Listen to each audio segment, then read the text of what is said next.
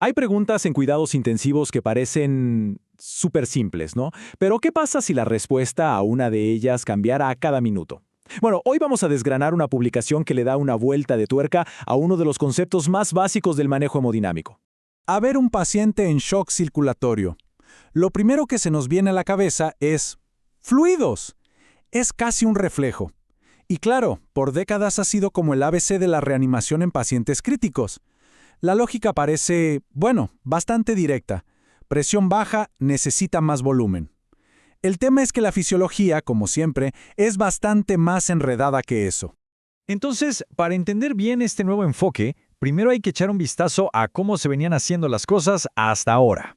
Y aquí entra el término clave, respuesta a fluidos, o RF.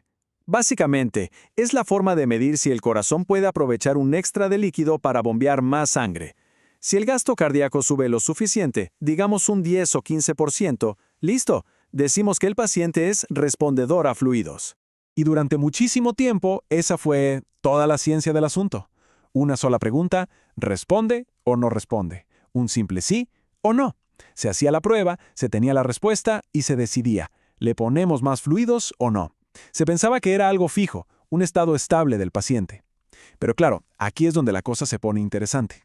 Muy bien, ahora sí, metámonos de lleno en la evidencia que demuestra que ese sí o no es en realidad apenas una foto, una instantánea de algo que está cambiando todo el tiempo.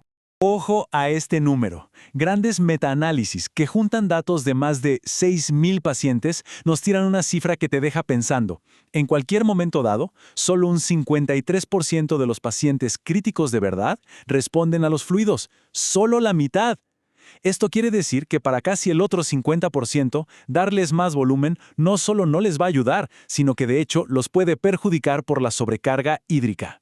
O sea, es literalmente como tirar una moneda al aire para tomar una decisión súper crítica. Y si sale cruz, bueno, las complicaciones pueden ser serias. Esa es la incertidumbre con la que se ha trabajado.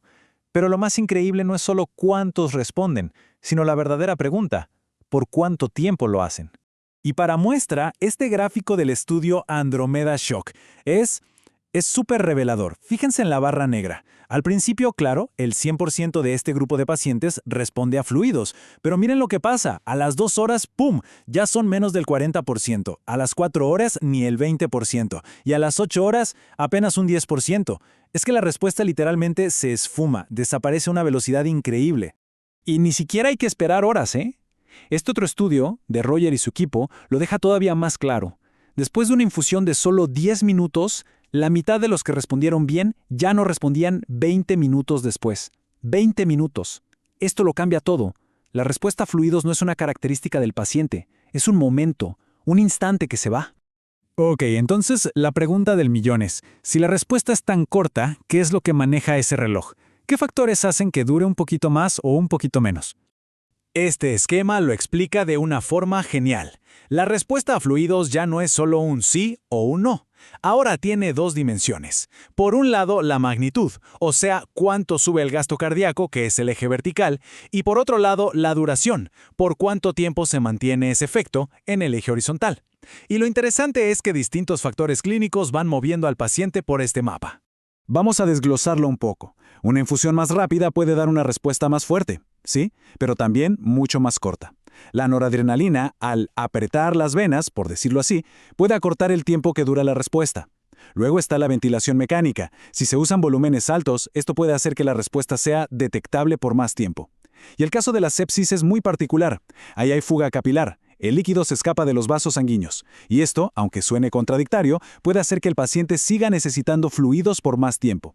Y claro, el tipo de fluido que se usa es clave. Los cristaloides, como la solución salina, se escapan de los vasos sanguíneos súper rápido, se van a los tejidos. Su efecto es como un flash, dura muy poco. En cambio, los coloides están hechos para quedarse más tiempo en la circulación y por eso su efecto es más sostenido. Bueno, si juntamos todas estas piezas del rompecabezas, lo que surge es una forma completamente nueva de pensar en el manejo de fluidos.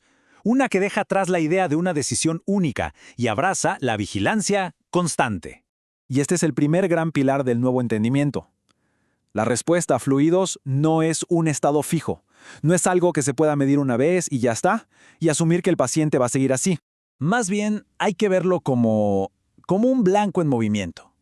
Es un estado que cambia por la enfermedad de base, por los tratamientos que administramos, por la propia fisiología del paciente que está evolucionando a cada minuto. Y con esto llegamos al corazón de todo este análisis. La pregunta cambia por completo. Ya no es responde o no responde. La nueva pregunta es ¿por cuánto tiempo va a responder? El foco ya no es diagnosticar un estado, sino seguir una trayectoria. Y hay algo que es súper importante destacar. Este cambio de paradigma, esta forma de ver las cosas que está a la vanguardia, viene de aquí, de América Latina. La investigación que impulsa todo esto está liderada por autores de instituciones de primer nivel en Santiago de Chile. Y no es solo una contribución a la conversación mundial, la están liderando. Esta cita de la conclusión del artículo lo dice todo. La RF no debe de evaluarse una vez y asumirse como estable. En su lugar, se requieren evaluaciones repetidas con herramientas apropiadas para seguir su curso temporal. Más claro imposible, ¿no? El nuevo estándar no es una foto, es un video. Es un llamado a que las prácticas clínicas se adapten a esta realidad. Y con esta idea cerramos. Entender que la respuesta a fluidos es tan fugaz va mucho más allá de este tratamiento en particular. Realmente nos obliga a repensar toda la filosofía de la reanimación, a pasar de intervenciones puntuales a una estrategia de monitoreo y ajuste continuo. Porque al final del día en cuidados intensivos, si hay algo que no cambia, es que todo está cambiando constantemente.